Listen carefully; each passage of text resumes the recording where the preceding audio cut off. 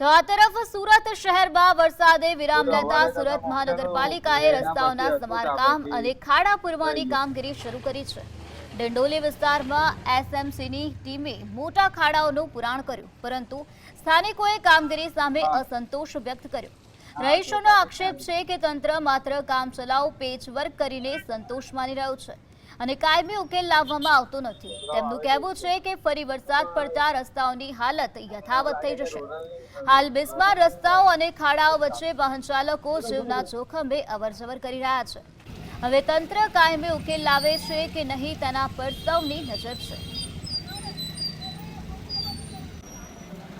સુરત શહેરની અંદર વરસાદી માહોલ વચ્ચે શહેરમાં ખાડાઓનું સામ્રાજ્ય જોવા મળી રહ્યું છે। ઠેર ઠેર રસ્તાઓ તૂટી ગયા છે, ત્યારે ડિંડોલી વિસ્તારની અંદર અત્યારે વરસાદ બંધ છે, ત્યારે પાલિકાની ટીમ દ્વારા કામગીરી જે છે તે કરવામાં આવી રહી છે। પરંતુ પ્રી મોન્સૂનના વરસાદની અંદર જ પ્રી મોન્સૂનના જે દાવા હતા તે હવે સંપૂર્ણપણે ધોવાઈ ચૂક્યા છે અને અત્યારે કામગીરી જે છે તે કરવામાં આવી રહી છે।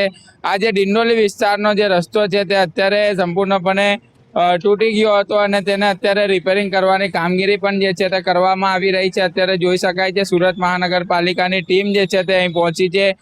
જે ખાડાઓ પુરાણ કરવાની કામગીરી કરવામાં આવી રહી છે, પરંતુ માત્ર ને માત્ર થીગડાઓ મારવામાં આવી રહ્યા છે અને અત્યારે રસ્તો પૂરવામાં આવી રહ્યો છે। રાહદારીઓને ખૂબ જ મુશ્કેલીનો સામનો કરવાનો વારો આવી રહ્યો છે। હજુ તો વરસાદનો માહોલ જામ્યો છે, ત્યારે શહેરની અંદર ભ્રષ્ટાચારના રોડ જે છે તે જોવા મળી રહ્યા છે। રસ્તાઓ તૂટી ચૂક્યા છે અને હાલ હવે કામગીરી કરવામાં આવી રહી છે। સાહિદ જગતાપ, GSTV સુરત।